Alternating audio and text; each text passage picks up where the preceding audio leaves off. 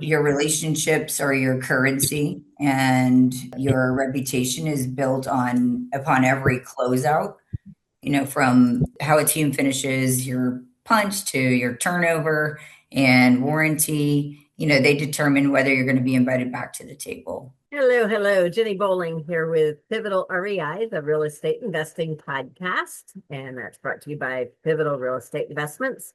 And today we have Kasie Kelson with us. And I wanted to be sure that we have a chance to read your bio first and foremost, but thank you for coming on. Thank you Hey, for having me. working at the intersection of design, vision, operational reality, and constructability, helping teams bring complex senior living and healthcare environments to life. She's a certified building contractor with 15 years of experience leading over 50 million in healthcare, senior living, and commercial projects across Florida. Now we've talked enough. I'm sure it's way past 50 million. No, no, it is. Yeah. No, it Okay. is. Today is Senior Living Healthcare Market Manager at WELBRO Building Corporation. She supports strategic growth by collaborating with architects, designers, developers, owners, and operators to deliver thoughtful, high-performing facilities. Her background spans both construction leadership and owner representation, giving her a well-rounded perspective on what it takes to move projects forward efficiently without compromising design intent, regulatory requirements, or operational goals. Previously, as vice president at WH Worrell Construction, she served as owner's representative and consultant, guiding highly regulated healthcare projects from concept through completion. This included navigating ACA compliance, aligning diverse stakeholder priorities, managing budgets and procurement, and ensuring projects were delivered on time with clarity. Across roles, her focus remained consistent, bridging design excellence and construction reality, supporting early collaboration and smart decision-making, helping teams manage complexity while protecting long-term performance. She's especially passionate about environments that serve people, seniors, caregivers, providers, and staff, where planning, coordination, and execution directly shape daily experience and outcomes. So it sounds reading this like you are very entrenched in well-being and care about the people that are in your buildings. Correct.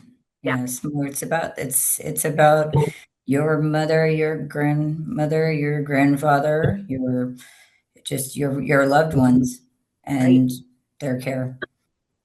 Well, and what do you want the listeners to take away from this? We'll repeat it at the end, but what's your takeaway for listeners? Just that, your relationships are your currency, and that your reputation is built on upon every closeout, from how a team finishes your punch to your turnover and warranty. They determine whether you're going to be invited back to the table. And Wellboro definitely, is they bring this to owners and in every sector of the market that we work in. And so that's why they keep getting invited back to the table. Well, and WellBro, it has a lot of different divisions, right? How big is the company? We have got over 300 employees, staff, and we've been around since 1979. So Right. we have been a staple in the construction industry uh, in Central Florida, but we do travel outside of Central Florida with good customers that take us to other states. And you're an employee-owned company, is that right? You're 100% employee-owned company. We're the largest privately held employee-owned company in Central Florida, Nice. and we became 100% in 2024. Oh, recently then. Okay. So, yeah. That's major. That means people are vested, so to speak. They really, Yeah, it just gives in speaking with different staff members, what do you feel the difference if they were there before and now, and working late on projects, it's just there's a little bit of a different ownership to it because you own it. So it does add it adds more pride and ownership Right. to those projects. 100%. I think so. Yeah. And that's good. Kudos to them because, that's a, hard thing to do sometimes to give up some of that ownership. But anyway, so tell us, what are you working on today? Are you able to share that? Yes, I so we just did a conceptual budgeting for a senior living, obviously it's a concept facility in Claremont, and so it looks like we're in a good direction. They were happy with our what we produced, so that'll be a 176,000 square foot mixed use facility. Yeah. So yeah, and I love the mixture of those different units, because it's not, it's not repetitive because there are different layers of requirements, for each section when you have your independent and then your memory and then your assisted. Your memory care is obviously have very high security. And so it's interesting. They're interesting projects. So how many people would that be accommodating? So that is a good question. I need to go back to the plan and think back on how many rooms there are. And it's I'd all have to go back and I'll have to go back and get that info. I'll get that to you. about what before. But so is the whole idea aging in place? Aging in place. Okay. And you want them to come in the door independent to begin with, so they can start making connections on site, right? Is that part of the idea? Well, I think it depends on how you're staging. As far as what level of care you're coming and needing. Yeah, And some people come in needing that memory care. right. So it's just, I think it's all case by case, and that's determined by your case workers that What assess. what I'm getting at, I guess, and wonder about is why bother with the independent living? Why not just do assisted in memory and maybe nursing even? I So think to it depends on your master plan development. It depends on how many beds they release, what percentage of beds they release based on on the market research. Depends on your municipalities. So it's all based on what is allowed to be built because they only release a certain percentage every year. when you say release, what do you They release that percentage of beds, that allowable amount of beds to be built, or if you're repositioning or you're repositioning, let's say you had part of the building was assisted living, then you had the other part which was skilled nursing, and if the skilled nursing was going to be discontinued and to update to becoming all assisted living, or you have a little section of memory care.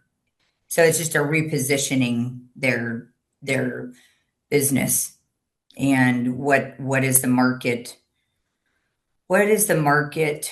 What's the best return on their investment? And that they can fill those beds, that they can keep a census up to be able to, have a profit. and ACA has a big say in how many beds will be available at any given time? Is that I think it's more of it's just your municipalities that are going to determine that, but ACA is more.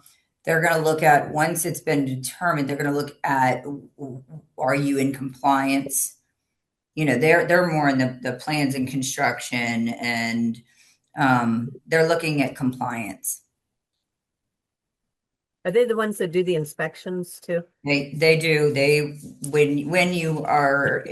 When you have an ACA approved or job, when ACA is involved in a project, there are inspections that they perform on top of your local municipality inspections, your counties. Okay, okay. You know, your Yeah, there so would be, yes, there are ACA inspectors. okay. So, but for you, walk us through how your typical project gets started and the duration, kind of walk through a big picture of how you end up spending your days. So it really depends upon when the customer, when your owner, being if we're talking back into the owner representation days, you know, it depends on how the project came to be. And when I say that, how long has it been in the works? You know, sometimes these projects, concepts started years ago, but they needed to focus on something else. Something took priority. And so let's say that if we did a new skilled nursing facility, um, it, you know, the land was the first place you got to start. If you're going to do a ground up, I got to, I mean, find the land and then you got to find the funding. And then if you're dealing with like a HUD backed guaranteed loan, you know, that's your, so there's a lot, it starts with paperwork. I mean, really, it starts, you know, it starts with the concept, you know, and that's what we're likes to, you know, say that, you know, you start on a napkin with an idea, and that's, you know, how it starts if you've got a long standing relationship with customers. And so you start with the concept. You come up with a conceptual plan, and it just depends on too if you have to go through the whole Florida land use process, if you've got to get something rezoned, and so there's just layers of due diligence. There's conceptual budgeting that has to be done. So it's a lot of information gathering when you get started. What is it, you know, pulling together your team, pulling together the appropriate team, the team that has experience in whatever type of facility that you're putting together, and going through the process of that. So from when you get that approval to, and you got everybody has their contracts ready and signed, and you're ready to go. It's really just making sure that everything is coordinated, everybody understands what's going on, and being there every single day, seeing what's going on. And so I guess it just depends on what the project is as to what time and what, and you know, where your energies are going to be spent. Um, if you know, occupied buildings are going to be a whole lot. There's just different layers. But going back to, so you know, clearing the land of that for, like, let's say skilled nursing facility. Um, you know, getting the surveys, you know, then fast forwarding to getting your slab poured, getting your tilt walls. It's just eh, making sure that things are staying on schedule, on time, on budget. And I was also involved in the interior design. So, you know, not only handling construction, the day to day, but also specifying all the furnishings, getting those approvals, and selecting things, and just doing the logistics for that, and you know, making sure that you're ordering things on time because there's a long lead time, and so whatever is needing to be done is what's going to dictate your daily tasks. So yeah, and if say, let's just say, I don't know, is like a 100 bed facility kind of an average? I think it depends on the square footage. Like let's just say like a 50,000 square foot building could hold 120 beds. Oh, okay. And is that pretty common for you to be building maybe to predict how long it would take So to project how long a to project predict like that would take, they had the land? Let's say they already had the land and you were gonna help design and construct. that's going to be dependent upon your inspections. Yeah. And yeah, that's that'll just depend upon each project. And but I know we at Wellbro, stay on our schedule, stay on our budget, and so and that's the thing. You can't overpromise with your schedules. I mean, you have to, that's one thing, because if people have board members or stakeholders, depending on if you're for profit or a nonprofit, they are answering and making budgetary, your um, forecasts. And so, and sometimes they may not want to hear that a project will take this much longer, or, but you don't want to overpromise on a schedule. Right. And that's how we stay on schedule. So, the trend, is there a lot more new construction right now, or is it more retrofitting existing buildings? What are you seeing out there in Central Florida?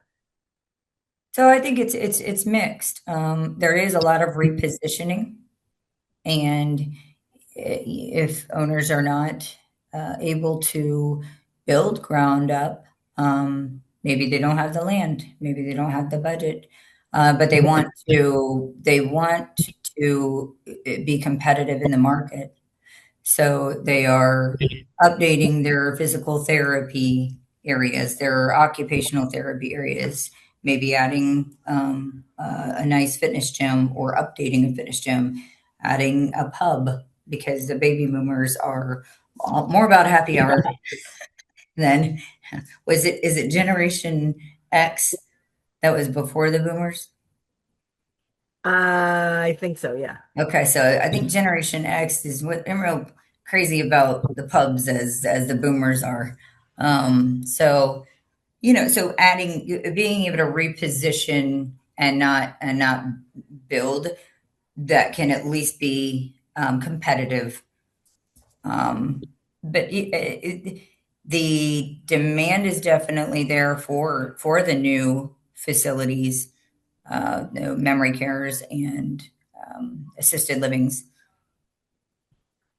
and Talk about that independent some more. livings. Yeah, we need to make sure people, listeners know the silver tsunami is happening, right? The silver tsunami is happening. We cannot stop it, and we don't want to. We want to keep building, And building homes. how far out, you were telling me a date that, or something like that, how much demand is coming and for how long at this point? I mean, you look in pretty much every single county, and this is in reference to Florida. Even looking into North Carolina and other states. But speaking to Florida, by 2030, the demand is definitely not going to be in line with the supply. It's going to be a lot higher than the supply that we have. And so that is definitely going to be an opportunity to build, because we need to provide, affordable homes for seniors, because they're on fixed incomes, and that are close in proximity to hospitals, because they are frequent flyers. So, Yeah. so I definitely, um, there, and we still have land in Florida. And I think that's another thing, is maybe opening up the thought process to those, I mean, I remember when I sold real estate back in 99, I was farming Waterford Lakes and Wedgefield, and that was like out in the boondocks. And now it's not. I mean, I know so many people are, wanting to be in Wedgefield because it's out, away. They have room to spread their arms. But there's a lot of property that can be developed, and I think there's a lot of opportunity for investors to come together. And I think when you can put it on paper and people can see, I mean, they're looking for a return on investment, and it's Right. it's definitely there, but it's best to get in on that, on the pre-construction planning. So yeah, you deal with all kinds of situations, and I know inspections and all of that stuff can be totally crazy because I've flipped houses and had to get like seven. I think my max was nine different permit types, but you guys have a ton and such specialized inspections and whatnot. So yeah, for your typical, say 50,000 square foot, I think you said 50,000 isn't uncommon, which would be 120 beds. Mhm. Yes. Uh, if I were going to try to build that, what would be a reasonable thing to try to put in my head and my team's head for in a perfect world, maybe? In a perfect world, you mean schedule wise, time wise? Yeah, for I mean, in a time. perfect world, 2 years, or 2.5 years. But like you said, it all depends upon your passing schedules, and how many inspections you had to have based on what type of project it is. Yeah. And so when you're doing these projects, you have are you on site very much? Oh yes, I mean, pretty much every day. It depends on what the tasks are. But Right. on when, in past projects, um, every single day. Yeah, once Because you construction, sure you right, need to sure. be there just documenting, taking pictures, and making sure that nothing's getting missed. And how often do you report back to the owners usually? And I hate to keep saying it depends, but if it's something that needs to be addressed right away, then we would you contact an owner. Um, but typically, if you hold weekly meetings, that's usually a good time to bring up any. I don't even call it issues. It's opportunities for growth. That's when you bring everything up and have paperwork signed, unless it's something that has to be, it's pressing. Um, if it's a necessary change order, that has to be addressed, to be, if it was an existing building that you did not, you discover things through the construction process, and it needs to be dealt with differently. So you would need I approval. so Yeah. chamber. Yeah. Um, so is there a minimum size assisted, we'll stay with the assisted living concept. Is there a minimum size you would do? I think it's project by project. We will look at everything. So we will be happy to look at anything and everything, um, that if commercial wise. Okay. Yeah. Well, for instance, like I have looked at the home conversions. Is that something that I might be able to hire you to help oversee? Is it residential when you say home conversions? Well, when it becomes an assisted living facility, that's a good question. I think it becomes commercial if you get over a certain number of beds. Right. It's Yeah, fun. if it's commercial, then definitely. Okay. But I have great residential contractors that we can definitely refer to. Okay. Okay. And are most of the rooms these days in the assisted living double occupancy, or is it triple sometimes now, or what? Typically, well, it depends. It depends on how big this, the room is. As to a lot of them are single, but if there's enough square footage there for it to be double, it's double. I haven't seen many triple occupancies, so double would be the what is typical more than well, single is most common. Oh, it is. Okay. Yeah, I thought double was most common, but I'm like say going from my parents were last in a facility over 12 years ago, and most of those were double. And that was I shouldn't say the name, bleep, a large facility. yeah. I bleep. But and I think they had a couple rooms that were 3 beds. But It for the just most depends upon the space, yeah, how what is, allowed for one person that they designate to that space has to have that much space. and a lot of it might depend on price. I know back then it was over 8,000 a month when you need help with 5 activities of daily living. Yeah, depending upon the level of care, Yeah, is going to increase or decrease price. right. And you don't get into Mhm. that by chance, do you? That's more of operations. Okay, right, So yeah, that's more of like each facility would have their pricing right. standards. And I guess some might cater more towards the Medicaid patients and others are more upscale, right? Yeah, I think every facility is different. Yeah, yeah. So, you guys are keeping real busy then, right? Because there's so much demand out there.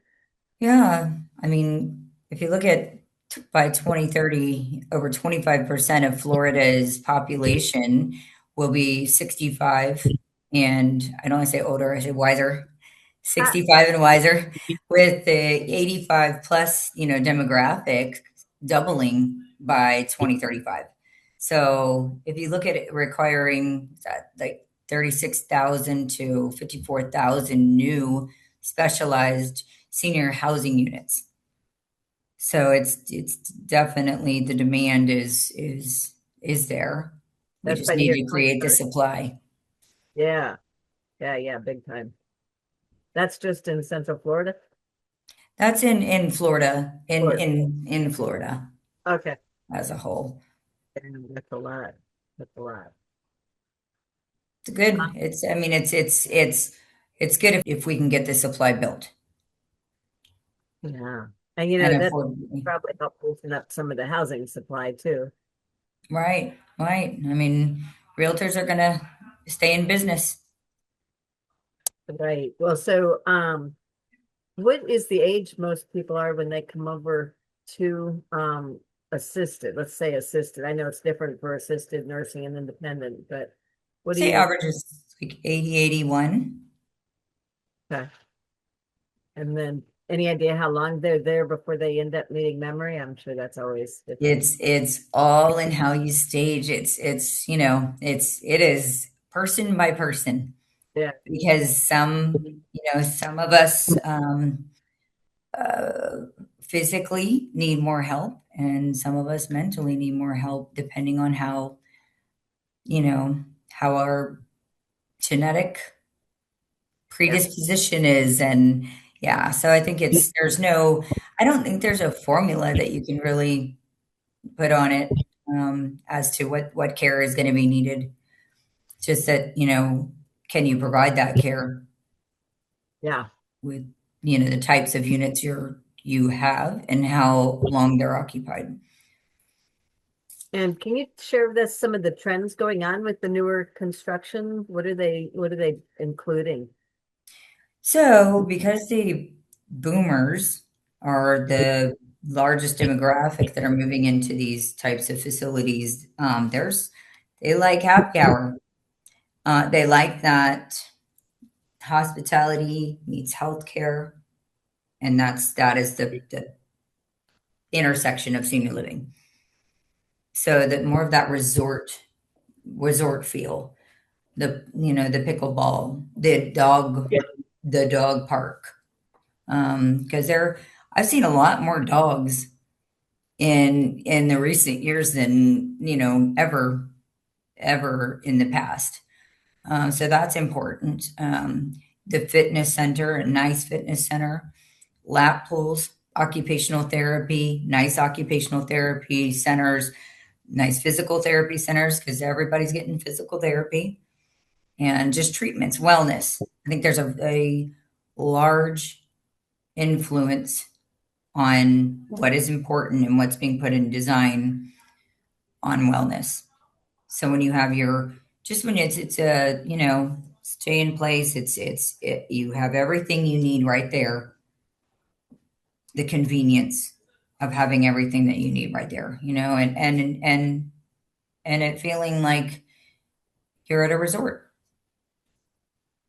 Are they accommodating beauty salons and things like that as well? And restaurants too, or Oh no? yeah, I mean you have your restaurants. I mean you have where they can eat 3 meals in these restaurants if they wanted to, or at least the dining rooms. So nice dining rooms, nice dining facilities. Because they want people to come out, and I say facilities want them to socialize. They want them to do activities. That's what keeps our brains going, and having that socialization and being a part of a community and having those activities. So yeah, Yeah, just amenities. A lot of amenities are important. I've been watching some of the stuff that comes up on TikTok with all the games that they can play now. I wish I'd have thought of some of those with my parents that, they would like some of those weird games that are out there now. But so are you saying that more and more people can order off a menu in these assisted living facilities?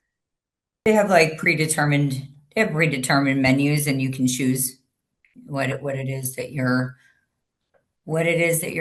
wanting to consume.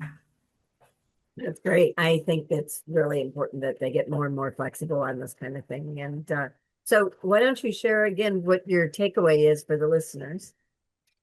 Well, our relationships are our currency, and our reputation is, built on how projects close out. You have your punch, you have your warranty, and it determines whether you're invited back to the table. And relationships are your currency with people remembering how things ended, and the feeling they had. That goes a lot further, and that again, in WELBRO, that's why WELBRO keeps getting invited back to the table. Is we from our first handshake to we want to shake hands in the end, and our word is our bond, and so we've had good currency with our customers. Good, good, good. All right. Well, like I ask everybody towards the end, is there a pivotal person or event that's brought you to where you are today or that's pushing you towards some particular goal right now? And going back to the relationship as a currency, I've built, and results matter, and trust is a big factor in doing business and keeping business. And I have had the pleasure of having a relationship with Libby Wingard of Spectra Contract Flooring. She has such a gift of not only connecting people, but connecting with people. And I have, oh gosh, known Libby for probably 14, going on 14 years. And so she has seen my professional journey, and she's just always been a constant positive person, pivotal person in my life that she's a very dear friend as well. She's like part of the family. So I would pivot to Libby Wingard.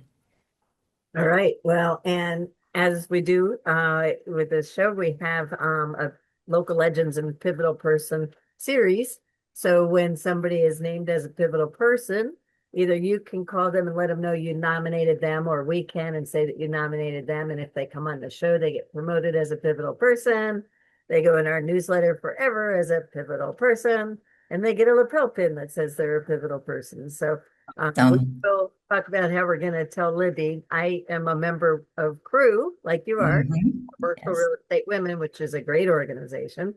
And she was a sponsor as well for me. And so I totally agree. She's a pivotal person. So Oh yeah, it's like full circle. yeah, yeah, We're yeah. still here. Well, and so thank you so much. And so let people know how they can get in touch with you. So I am Kasie Kelson, and it's KASIE, KELSON, and at WELBRO Building Corporation. And you can reach me at Kelson, KELSON, at welbro.com. And or you can call my mobile at 407-580-6339. And we not only focus on senior living, but we have many other sectors of the market, from our pre-construction to K to through 12, industrial, hospitality, restaurants, commercial, special services. We also do higher education. So we, and last but not least, senior living. But we focus on any sectors. And one thing that we are always willing to do is conceptual budgeting. So if you need conceptual budgeting numbers for any project just to see if it's feasible, we're happy to do that. And we've got a fantastic pre-construction team. Like they're bar none. They're just a great team, and I'm so pleased to be with WELBRO. It's a fantastic company. I'm all about the energy, and it's got a phenomenal energy. So I feel blessed to be here. Good, very good. Well, and I wish I'd have thought of reaching out when I was looking at that property I told you about. That was big for me, but if I had had someone holding my hand like yourself, that would have been so much easier to decide if I was going to make an offer, a higher offer.